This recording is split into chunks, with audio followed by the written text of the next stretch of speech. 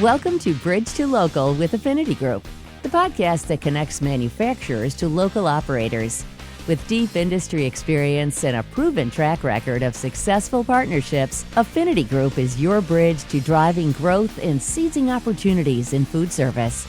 Let's build success together, one connection at a time. Welcome to your Bridge to Local, where we dish up real talk from the front lines of food service. I'm your host, Mindy Kopaz, and today's episode is all about one of the most powerful tools in our industry, social media. Whether it's a behind-the-scenes kitchen moment, a sizzling new LTO, or a viral TikTok recipe, social is where brands and operators are showing up and standing out.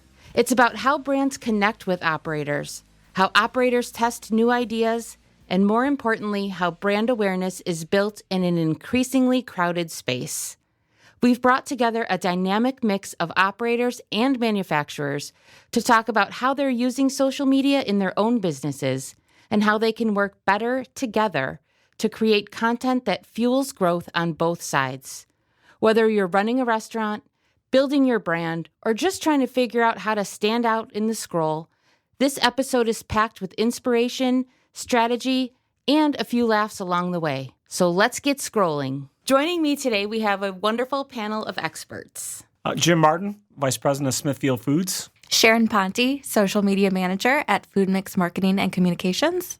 Michael Ponzio, Executive Chef, Park Ridge Country Club, and Food Influencer. Thank you all so much for being here. I'm super excited about this topic. So today we're talking about social media in the food service place. And what is it? It's not just, our kids taking selfies or posting on Instagram or whatever. Okay, so if your brand was a TikTok trend, what would it be and why? Oh my goodness. I think my brand would probably be one of the glamour shots, like one of the shock and awe things, like a giant short rib being cut open and then put on a tiny bun, something a little bit funny and engaging that people are going to comment on and also make ridiculous statements about. Nice. Oh, it would definitely have to be a visual of either bacon sizzling on a flat top grill or a pepperoni pizza coming out of a 900-degree oven. Love that pork sizzle. Exactly. We don't necessarily, I wouldn't say that we have a trend just because we're doing social for so many different manufacturers. But personally, my favorite trend that happened a couple years ago that we still talk about all the time in the office was the tortilla trend, where you would slap somebody with a tortilla across the face to get them to laugh or whatever.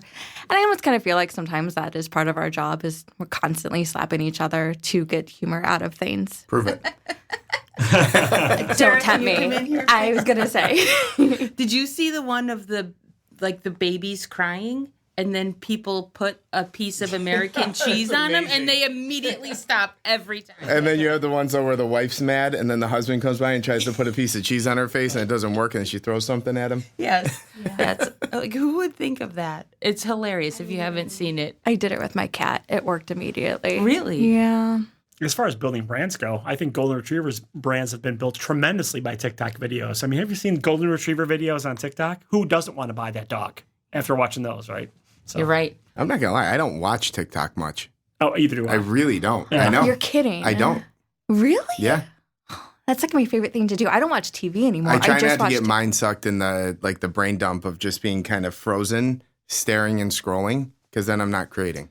My only access really is my 22-year-old daughter showing me TikTok videos of Golden Retrievers. So that's how I really. But it also goes to show the power of it, though, right? Right, especially like someone like myself, the little more seasoned in regards to social media folks. When I don't even have TikTok in regards to how I play. Oh, right, that hurts my heart. I know, right? But that just also goes to show. I think there's a lot of our customers in my age group and up that still are on TikTok, right? So how else are we getting to them from a social media platform? And that's a key topic I think we need to address today. Yeah. So what platforms do we love, and what ones do we think are necessary? I'm going to say, like, for me, from an ideation thing, I love Instagram. I can look up something. It's easy to search on. If I want to do something with, pork belly, I could type it and then just go through video and images. And it's a nice blend of the two. If I want a good how-to of how I'm going to really dive in to do something, I use YouTube a ton. I mean, I use YouTube more than I use Google because I'm a visual learner. So I can see the step-by-step process and how to do it. And I think I've used it quite a bit to learn a lot more about things. Like if I'm learning about a certain cut of meat, I can actually watch videos of the animal being butchered down. Then I can watch videos of it being cooked, and then I can actually know exactly what I'm dealing with before I go into it. Yep, I agree. Instagram for me and also Twitter are my two biggest ones. But I also agree the YouTube is a great play as well. I was going to say Instagram because I know majority of chefs and restaurant operators are actively using that channel. But from a manufacturer background, I think LinkedIn is number one. That's your opportunity to connect with larger chains and national accounts. But I'll tell you, I hate being sold on LinkedIn. Like when I go on and I see advertising stuff, I just personally, I cannot stand it. I think that, if I'm on there to network and do business things, I don't want to be sold to. And I get that's the prime place to do it, right? Because all the executives are on there and the decision makers. But as a consumer of LinkedIn, it annoys me when I'm on there and I see too many things that I'm also seeing on Instagram and TikTok and everywhere else. Totally agree. I think if for us building the brand, Instagram and Twitter to me are the two best places to do it. So question, what would be the best content on LinkedIn or Instagram for you that would sell you? I think for me, it's something that speaks more on the operational side or I use LinkedIn a lot for growth. So I could see, I'll watch, a high performing person compliment someone that's lower. And I'm like, wow, that guy's really interacting great with them and pumping them up. That's a good leader, a good manager. That's what I go to LinkedIn for more than products and brands. I like to use it for professional development. So if I was going to see something on there to actually boost a brand, I would want it to be something that would help me operationally or, hey, there's great, that's where you don't do the cool stuff. You do the facts, in my opinion. It's, hey, if we're using, I'm going to use Smithfield because you're here, but Smithfield Cook and Fast products, here's the calculation, how much labor it could save you, time, product, all that. That is valuable on LinkedIn versus on Instagram. I would hate to see that because my customers are seeing that too. So I think it has a place and there's a message to be put, but I don't think social media trends should end up on LinkedIn. Again, Smoking Fast brand, Margarita brand, Smithfield brand. I mean, we want to pump up the brand, and certainly I think Instagram and Twitter are two of the best places to do that for sure.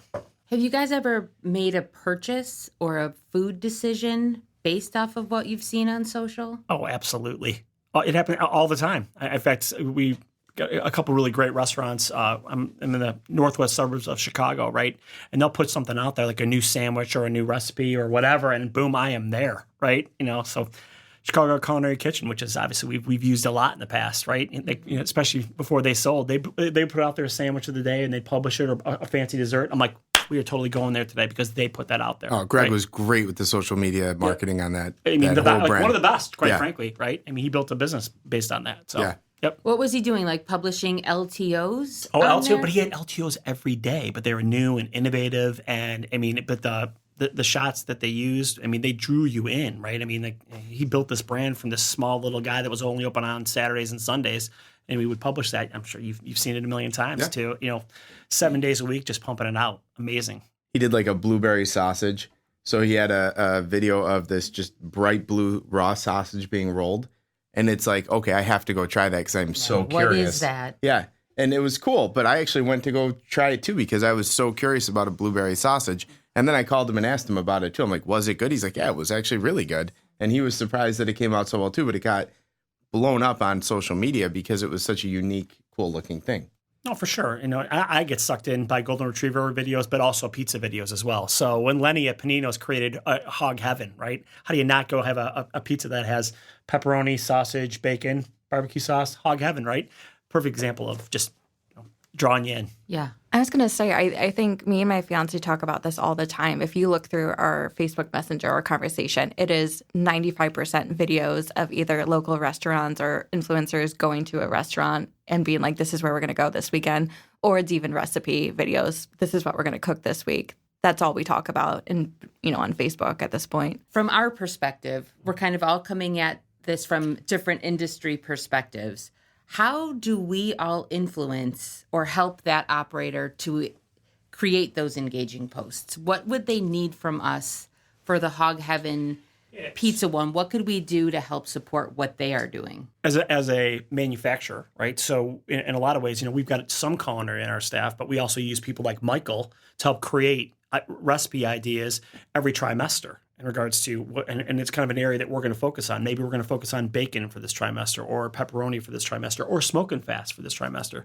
Then we get folks like Michael and kind of bring them in and then let them play and decide what they want to do with it. And that influences people so tremendously. And I've got several stories behind that we'll kind of get into later. I mean, I think that in order to support operators to actually be able to understand it, they need to do some work too. They need to actually reach out to their customers, take some customers or that demographic of customer and try and find them on social media. Because in order to make something engaging to someone, you have to find out what interests them. So if I want the group that's 40 to 50-year-old males, I know that certain barbecue shots are going to do it.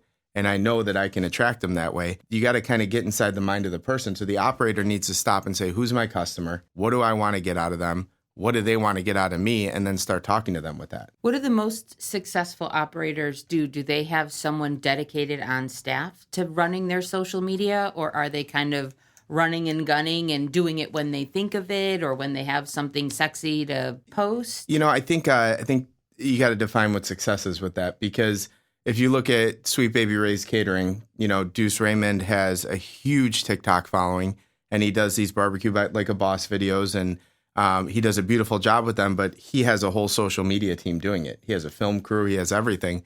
When he started doing it, he and I were reaching out because we went to culinary school together, and he's like, hey, let's collaborate on a video. And I said, okay, cool. And I'm thinking I'm going to come by with my phone and my little tripod and film the video. And he's like, who helps you with your stuff? I said, no one. He's like, oh, well, I have a whole team. You don't have to bring anything, and I'll take care of all of it. And I'm like, a whole team? So he went far one end, but he's not. Now he's got 2 businesses out of there, 3 technically, because he's selling his sauces. He's got his customers for the catering company, and he has his TikTok, revenue and all that coming in. But other people, if you look at Carlo Bertoli over at Pizza Boy, he does a lot of his stuff himself because he's there, and it's very easy to get a stunning shot of a pizza coming out of an oven. People love to see it. And Carlos got a huge personality. So he is literally built for social media marketing. It's very easy. So I think depending on what they want to get out of it and what they can give into it, I've never used help on mine. I always do it myself, but it's a lot of work. It also depends on the size of the operation and the time. Do you really have the time to do it, right? And I think, a 10-person operation, you got maybe one guy who's doing it, but then you talk about places that have 200, you better have someone that's assigned to that nowadays, right? Or even a corporate restaurant group where you don't have any control over what you're posting, or you're not allowed to post certain things. Exactly. Yep. Beyond product, what is the best way to showcase the people behind the plate? So what are sourcing practices or sustainability efforts, and who's making all of that magic happen? How do we highlight them more? Well, boy, it's become more and more prevalent, right, with everything that we do, and especially for us from a pork industry point of view, us sharing that message, right? Because of course, we're the big bad protein company, right? But then when you find out we're going to be carbon neutral by 2030 and how we got there, and us be able to share that information without boring people to death, right? So snippets of what our sustainability practices are, maybe it's 1 or 2 liners, then it's going to grab someone's attention. That's what we try to do when it comes to messaging that out. Do your operators then try to take your messaging, and how do they filter it down to their consumers? It's interesting. I think it depends on the geographic part of the U.S. on where you're at, and what, from a sustainability point of view, what's important to that operator and that consumer at that operator, right? I think if you're in Portland, Oregon, it's a very different conversation than if you're in Omaha, Nebraska, in regards to from a sustainability point of view. For sure. Yeah, I agree with that. I mean, the messaging I give my customers depends on what customer group I'm going after. We use a steak at the club that's antibiotic and hormone free, all natural, humanely killed. I tell that message to them, but I don't tell it on social media. I'll put it on menus and things like that. Partly because I don't like using the word killed on social media. I feel like it makes it a little bit less appetizing. Use harvest. Exactly. Yeah. Exactly. But I think, the old days of you would do like an employee spotlight thing, right? Where it would go in the newsletter at work or on the website or anything like that was always great. And now it's kind of changed to a behind the scenes thing. So if you're just posting a picture of an employee in a fact sheet, no one's really interested. But if they see how the sausage is made, if they're behind the scenes and they see this person, carrying a hog carcass, let's say, or, just washing dishes, but doing it super fast, that's engaging stuff because people don't get to see what happens behind the scenes at, say, a restaurant or a butcher shop or a factory or anything like that. And like the humanizing stories behind that, the dishwasher is working his way through school and is going to X, Y, or Z, right, supports this cause, donates his time this way in a charitable fashion. I think that does resonate with people, right? They want to support businesses that support their causes too. Yeah. And I think a little insight into that could be an interesting maybe trial to see, does that drive engagement with the social media? But you got to tell it the right way. If you're just putting a picture of the person and it looks like a fundraising page and post, it doesn't do anything. But if you're actually showing them hard at work or showing their humanity in, say, video form or something, it makes a big difference. Yeah, we did a commercial in regards to, we do a tuition assistance program for employees, right? And we had a really, really great commercial that came out in regards to this first generation girl that went to Iowa State, and obviously her whole process and how her dad worked for us for 30 years and paid for her tuition. First, child to graduate from college and all that good stuff. So I think putting more than just a face out there, the story behind what you're doing is so important. Creating an emotional connection. And I think there's so much negative sometimes about social media that I think people genuinely want to see goodness in social. And I think we don't necessarily get to see a lot of that from manufacturers and brands. So when they can do that and show that to consumers and to individuals online, I don't know. The other thing is, how do you do that, in 30 seconds or 60 seconds? That's the other thing. Because maybe the stories, could be 30 minutes, but how do you condense it? Because you're losing people after 30 seconds or 60 seconds. So how do you condense that and make that message so powerful? Sharon, you had a good point, though, about the negativity. I mean, I feel like that's why people are drawn to golden retriever videos and food videos. It's mind-numbing dopamine, and it's exciting and fun and nice and sweet, and people enjoy watching it. So how do you slide your messages in there? Exactly. How do you give those little tips and facts and sales pitches in those feel-good videos? How do we strike the balance between polish and authenticity in social media? Because I think both are needed. No both title resonate, pages. But yeah, I think to me, boy, that's interesting, and I think that's going to be a different answer for everybody. But authentic is always the way to go. I think authentic over polish is certainly the way to go. Again, I think people like the butcher can polish it up, right? But the authenticity of the action itself or whatever you're trying to get across is so important, right? Because people see through BS. Well, I think it could be authentic and still be polished. I think there's a way to do it. You can get shots of the guys, for me, shots and videos of the guys behind the line cooking, but I can use a gimbal, right? You're talking about an $80 tool. It's going to keep the camera from being shaky. Now it looks polished, but it's real and raw. Mm-hmm. So there are little ways there's a happy medium there. I think when you get into opening credits and title pages and, stuff like that, and it definitely starts to look fake and processed and produced. But I think if you're just getting the real shots, but you're doing it the right way, whether it's a tripod, a gimbal, anything like that, I think it can still be authentic and natural. Yeah, you want it to look and sound and feel like you at the end of the day, right? That's kind of what we talk about on here. Is we're going to come in and have conversations like we would at any convention in a hotel bar, talking about the industry that we're all passionate about and that we love. That doesn't mean we're using the Queen's English to the best of its potential every time, but we're just real people having real conversations. But that's kind of Affinity Group's brand, and that's what we think is authentic to us. I think whatever your restaurants, whatever your operations, whatever your client brand is, you're right, important to be super true to that. I think anything else seems fake to me. I agree. So. Yeah. The other number one thing that every study has shown, which is why you have to be a little polished, is you have to have good audio. And that's like the biggest thing. You have to use a microphone. You have to use something, because the minute they said that people will click out of videos if it has poor audio, even if it's a stellar looking video, because they cannot stand it.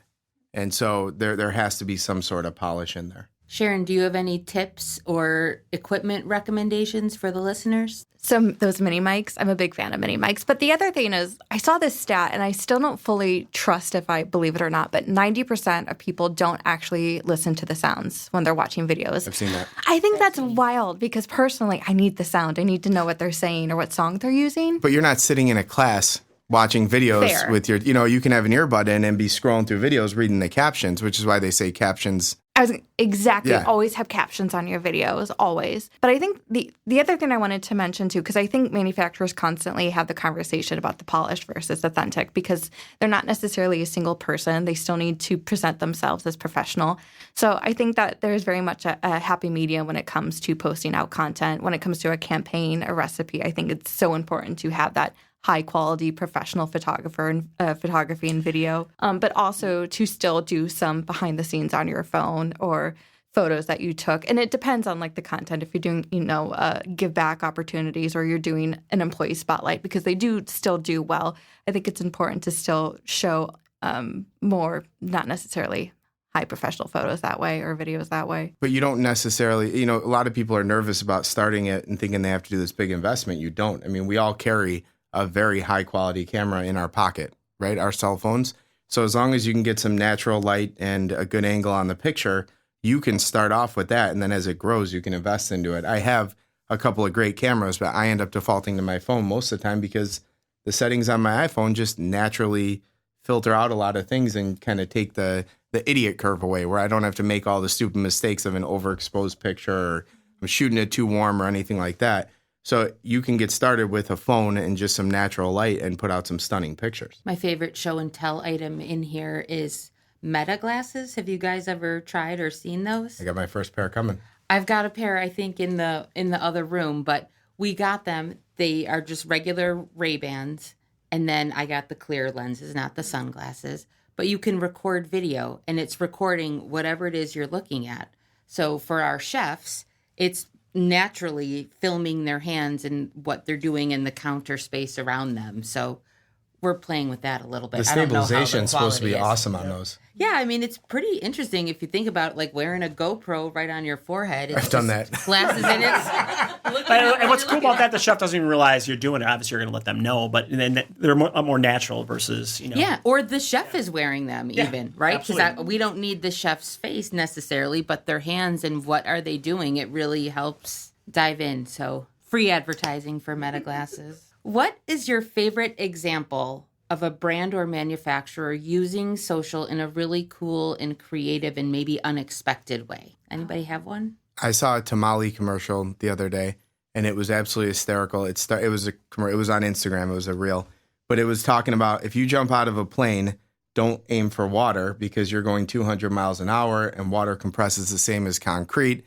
Instead, do this and land right at the tamale place and blah, blah, blah. And it like rolled this whole like really interesting, like, wow, I never thought about if I was falling out of a plane to a commercial for the tamale restaurant. And I thought it was genius.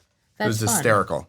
I have two. I think my first one is Nutter Butters on TikTok. So they know who their audience is and they age. All of their content is the most bizarre, weird stuff that just relates so much to Gen Z. Like, it's just weird, like, posts. But they know by posting there that they're talking to the people they want to. And then I love Wendy's because Wendy's is so unbothered. And they have no problem posting the wildest, like, captions and whatnot. So I love them. I'm a huge football fan. So with the Bears being back, the Bears always post some really good content. So that's a big draw for me. During COVID, I somehow started following Steakums on Twitter or X or whatever the heck it's called now. And they are hilarious. If you guys haven't followed them, I will definitely. They've kind of toned it down a little bit, or maybe they've just gotten lost in my feed, but very funny. Wendy's definitely broke the mold. They definitely broke the mold with X and responding to people. But that's really important. I think as like a home consumer, one of the coolest things is I've heard people over and over get excited if they do a video, like a recipe video, and they have Ritz crackers in there and they tag the brand, all of a sudden Ritz crackers makes a comment, they go crazy, and it is because to them, this international, company is looking at their one video and they feel like they've made it, to Hollywood. They get so excited.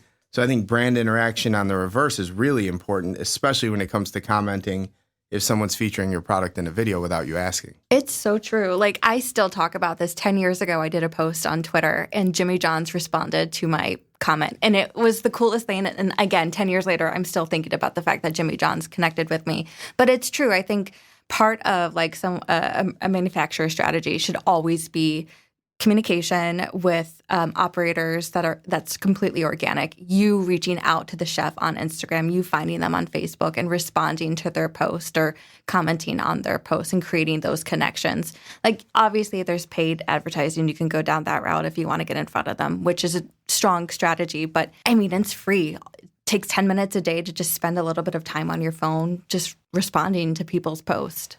this looks so good! Exclamation mark. Right. You just got a you customer. Don't even have to. It doesn't even have to be like that. Long. I mean, it should be a longer sentence, a more like authentic. Whatever. But no, it doesn't necessarily need to be a very over polished response. I did a bread pudding video that I used King's Hawaiian bread for. It wasn't with them. It wasn't sponsored. I posted the video. And all of a sudden, I got a comment. It was to the Baby Got Back soundtrack, like the non-vocal version, so just the audio. And they write, me, so hungry. Like, it was hysterical. It was like so cool. And I screenshot it and then shared it in my stories. And, they're getting extra advertising for free just from one witty comment. And they didn't cost them a penny. And they got in front of, like in my case, at the time, I think like 30,000 people. Do you think the play between manufacturers and operators on social helps build trust? Absolutely. Right. I think the more operators are using your product and talking about your product as a manufacturer, all that is just building that credibility.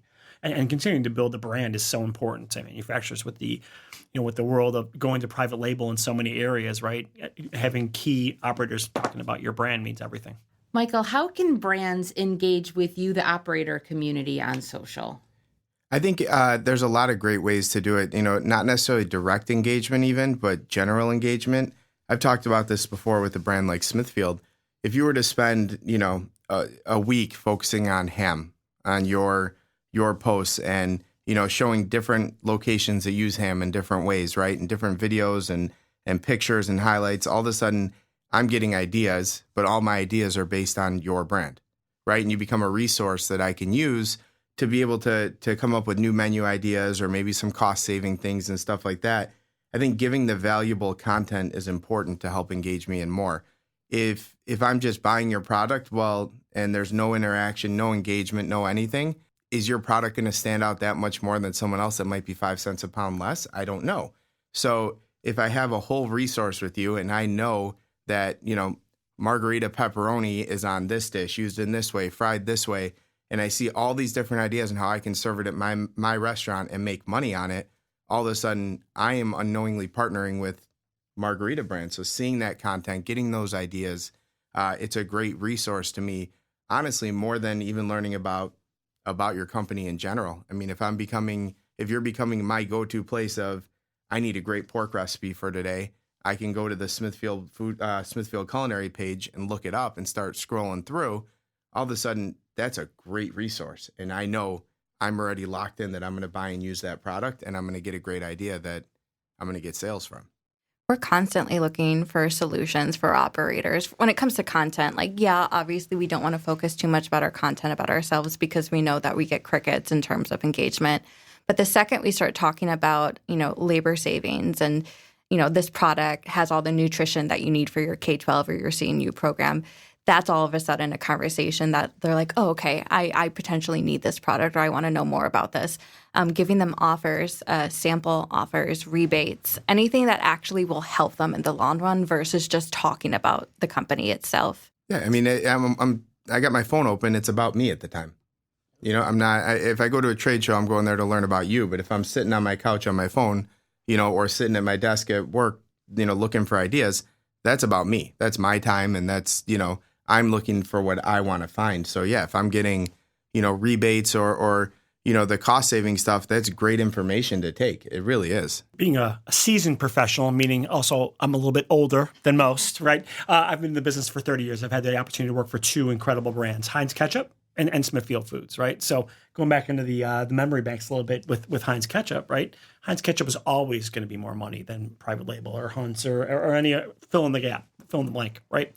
But back to your point, Michael, I know for a fact if Heinz Ketchup's on the table, you're going to sell 60% more French fries by having Heinz Ketchup on the table than not having it on the table. So that's the power of that brand and what it means, right? So with Smithfield, we do the same thing with Margarita or Smithfield Bacon or Smoke and Fast Brisket, right? What does that brand mean and why is it different, right? So it's up to us to share the power of that brand. And really, it comes from us coming up with new innovative ideas, us coming up with new innovative recipes, right? Having folks like yourself that actually use our product and share why that brand is so powerful and why you can always count on Margarita or you can count on Smithfield and getting that buy-in from the operator and then sharing that with the community. It's such an important way to build a brand. I was going to say that peer-to-peer conversation, we do a ton of that with our manufacturers. We are always putting our chef network in front of our manufacturers to have those conversations, because I think you probably want to get more information from your fellow chef than you probably do from the manufacturer. Absolutely. You're trying to sell me something. They're not. It's different. I think that's the closest thing that manufacturers can get to working with, quote unquote, like influencers. I mean, I'm not sure what the percentage is, but a lot of folks go to influencers to get inspired to buy certain products or to do a certain recipe. I think for chefs, we're looking to other chefs to also get that information and get that trust. Yeah. And that's why we invest in trimester planning, right? Every single trimester, whether we're coming up with a new innovative item or if we want to reintroduce, you brought the ham example up, perfect example, right? It's a category that's not growing overall. But if all of a sudden all these influencers, right, are coming up with all these great new ham idea and ham recipes, bringing ham balls back, right? That would be, something that our grandparents used to make. But all of a sudden now, ham balls are a thing. All of a sudden everybody's buying ham again. So it's very powerful stuff. Well, and that's the thing about social media. As a manufacturer, if they play their cards right and actually put together a strategized plan, they could start a trend. And the trends will take off. And it's huge. But there's a lot of things that have come back. Old is becoming new. They say every 70 to 80 years, fashion trends come back. And I think it's the same for food. I mean, a couple years ago, beef Wellingtons were huge, right? Like old school stuff coming back around. And I think that if a brand strategizes the right way and gets the right, people activating their brand, they're going to be able to start a big trend. And it happens. I mean, King's Hawaiian Bread did a great job with that with sliders. They really did. They built a whole market about it, and now they're at NASCAR and everywhere else. And it all started with social media influencing, at least from the way I saw it, and they hit it hard. And other brands are doing the same thing. The baked feta trend had one of our clients build a new plant, essentially, to support the sustained increase in growth in feta. I believe the smoked cream cheese trend. I mean, there's been tons of them. No one even knew what a water chestnut was until Bacon introduced them. Oh, yeah. I just stole that from Jim Gaffigan, by the way. But it's so true, right? Very true. Yep. So how do we get in front of it? How do we help brands create the trend? Or what does that process look like? Well, for us, as far as creating the trend, again, we maximize people in the community that actually help build new recipes for us. Again, we've got a small culinary team, but we leverage people like Michael and others to take our products and make them great, right? Bacon's kind of great on its own, but all of a sudden, Michael's doing how many different recipes did you do on the bacon for that, right? It's like, but that starts a trend and helps build the brand, so. Yeah, a bacon bar at any restaurant feels like a no-brainer. Exactly. Right? Well, I mean, it depends, I guess, what's your end goal? I mean, if it's just sales, there's a million ways to do it. If it's building yourself to be a part of a culture, it's another story. There's a way to do that as well, which there's an opportunity for a brand like, say, Smithfield to just become the bacon brand like Kleenex. I mean, you don't grab a tissue, you grab a Kleenex. No matter what brand it is, you call it a Kleenex. There is a way to do that and become culturally relevant and kind of just become what the product is. But it takes a lot of growth. And if that's your goal, I think it's a completely different approach than if your goal is just to increase sales commercially. When we think about social media and we think about the audience, let's talk a little bit about targeting. And Sharon, maybe you can help us with this. I'm assuming it's different based on the platform. Can you talk a little bit about what we should be thinking about for all the different platforms? Or I think that goes back to what is your goal? Who is your target? Because yes, every platform has a different audience. If you are trying to reach men between the ages of 18 and 35, unfortunately, it will be X Twitter. If you're trying to get to the younger audience, they're absolutely on TikTok, but they're still on Instagram. If you're trying to get, older folks, both genders, then Facebook is going to be your platform of choice. So it really just depends. If you're trying to increase sales with a certain age group, you got to look at the different platforms. What about Snapchat? Oh, Snapchat. Younger, both genders, but younger. Definitely between the ages of, I would say, teenage years to probably late 20s. Okay. But it's actually a really interesting platform because that's one of the channels that I kind of thought would have gone away at this point, but continues to grow. So It's crazy. Again, I have 20-somethings that, and that's they're on Snapchat all the time still, right? So I was wondering, are we missing that? Are we missing the boat on that? Well, I think it's also hard to determine which social media network to be on if you're targeting operators, because operators come in all ages and genders. Yeah, So your metrics are never going to look as good as just an influencer just throwing a shot out of something cool. You might get 2 million views, but honestly, 100 of them only might be the operators you're actually going after. Whereas you might, if you target it in the right way, which I don't know what the right way is, you might get 1,500 views, but 800 of them are operators. Well, that sounds a hell of a lot better. Yeah, it's the difference between B2B and B2C, and what are the little nuances that we need to focus in on there. But from a targeting standpoint, each channel is going to have a different audience there. So I know chefs and restaurant operators, they're heavily using Instagram today. I think the percentage is like 80% of restaurant operators are utilizing Instagram because they're on there to support their own restaurants, their own operations. But we can also make a really healthy, educated guess that they're there personally. We know when it comes to K-12, there is a huge percentage of audience over there on Facebook who are engaging on Facebook groups. So that's a really awesome way for manufacturers to kind of jump in and talk to them. When it comes to LinkedIn, that's a lot of national accounts. It is your big buyers and sellers. What makes a good caption? Such a good question. So when it comes to like LinkedIn, for instance, we're seeing a shift in caption length. I think a year ago, 2 years ago, it was all about very, very quick captions, very quick, short response sentences. Again, attention span. But we're starting to see a really good engagement with posts that have longer form captions, especially when it comes to LinkedIn. When you think about LinkedIn, it's a lot about thought leadership. That's where you could really put your background to good use. So longer form on LinkedIn, maybe being a little bit more professional there makes the most sense. But when it comes to Instagram, you can be a little bit more fun, a little bit more relaxed. That's where you can play with your emojis and whatnot. What's the best way to promote a brand at a trade show or a conference? Samples. I think one of the coolest opportunities that we had was with Bush Beans at the NRA show. We actually got Duke to come out to the show, which is their golden retriever dog, who came out. Yeah. And we had this really cool opportunity where you could take a photo with Duke, which A is awesome because they're going to take that photo, post it on their social media, and most likely tag Bush, which helped grow our numbers.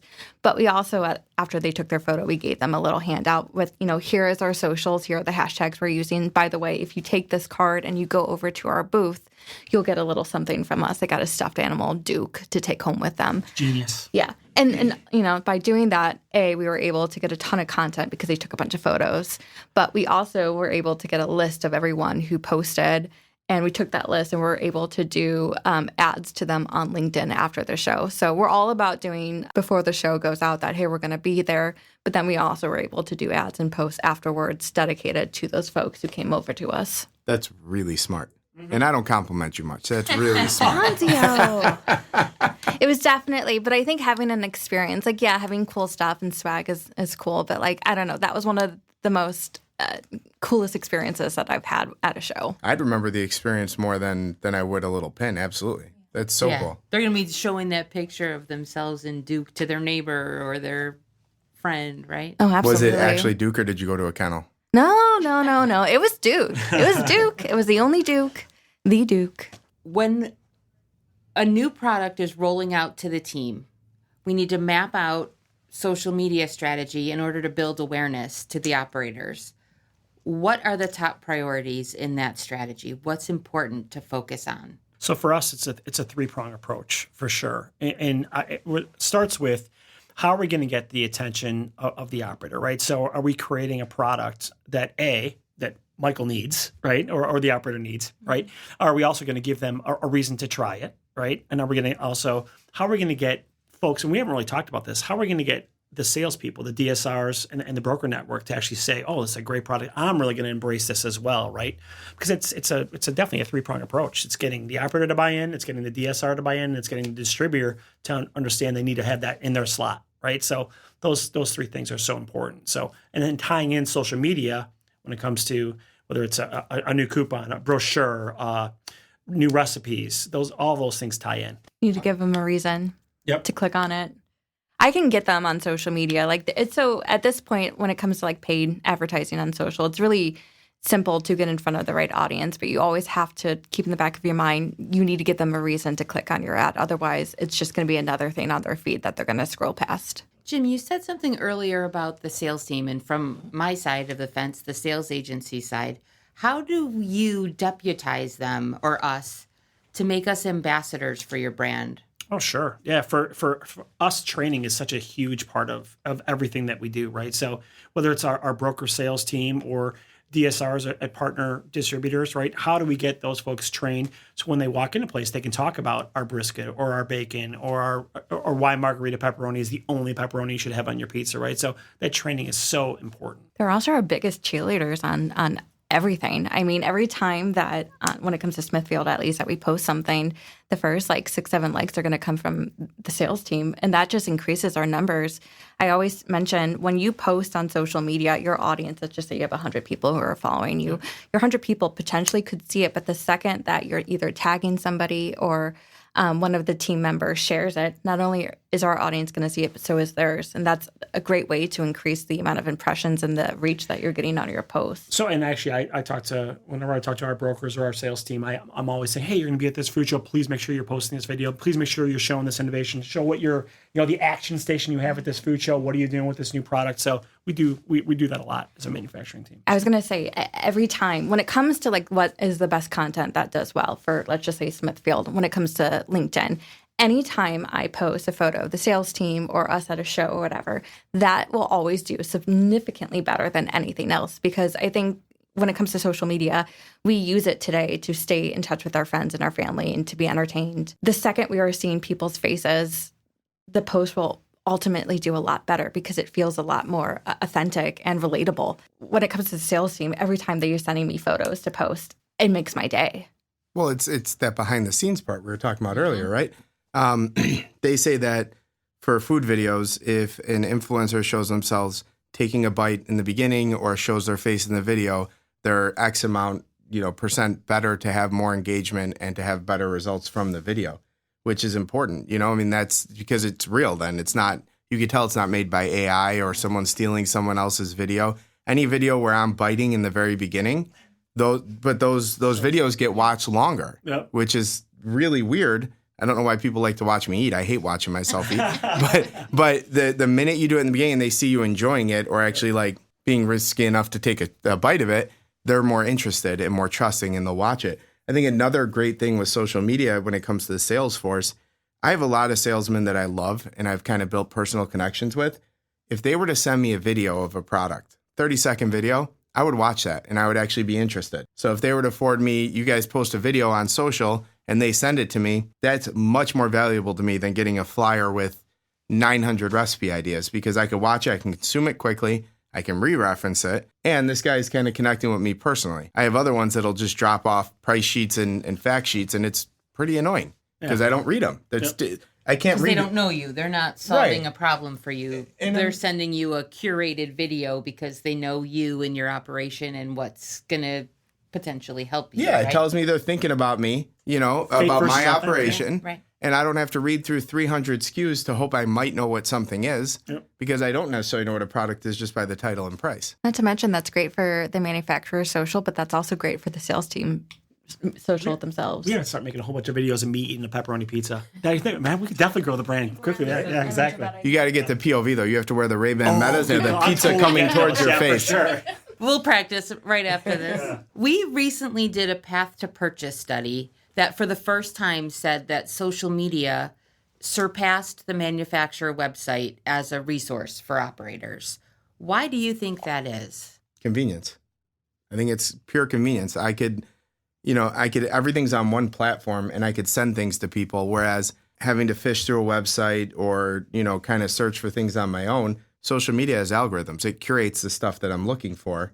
So, if I'm looking up videos of pork belly over and over and over and over, well, I'm going to see more videos of pork belly when I'm not looking for it. Whereas a website, I'm just going to the homepage and navigating myself. It just shows the evolution, right? Right there. Yeah. Not to mention, a lot of the times these websites are dated. They're not updated. It's kind of difficult to navigate through some of the sites. social just is so much easier. And now today, social media is actually considered a search engine. So like everything that you post, and that's why I think it's so important. We talked about long-form captions. It's so important to keep that in mind when you're writing your captions, because everything you write is searchable when it comes to Google. Your images that you're posting on Facebook, it's going to be found on Google Images. Where are we on hashtags? Just hashtagging YOLO all day. Keep them on Instagram. You can go nuts on Instagram if you want. I'd keep them in the comments so it doesn't make your caption messy. But be mindful about using them on other social channels. They're really great when it comes to like events that you're going to or trade shows, because that trade show is most likely going to have a hashtag to use. And I would absolutely use that. It's going to be easier for people who are attending that event to find you. But don't go crazy when it comes to just using a ton. What would you give a manufacturer as advice to play in the social media realm? I would say figure out what your strategy is. Who exactly is your audience, first of all? Make sure we're on the proper channel to be talking to them.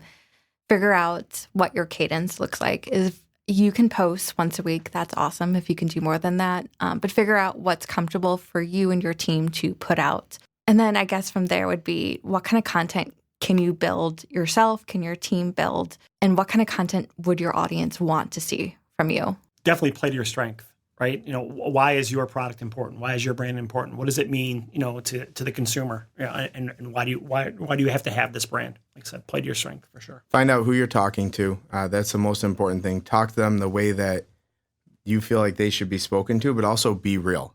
If you try and be fake or try and be something you're not, it's going to come off as that. If you can actually do it naturally, then your audience or who you think you're talking to might change, but that might be your real audience and you didn't know it in the first place. Yeah, one of my favorite quotes is, be yourself, everyone else is taken. That's a good one. Right? That's a great one. Well, thank you all so much for being here. This was a fantastic conversation, and I look forward to having you all back on again. Thank you. Thank you very much. Thank you so much for listening. Please follow and share with a friend.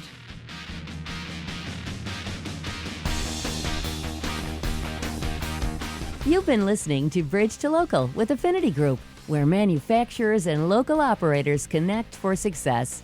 Stay tuned for more insights and visit affinitysales.com to see how we can help drive your business forward. See you next time.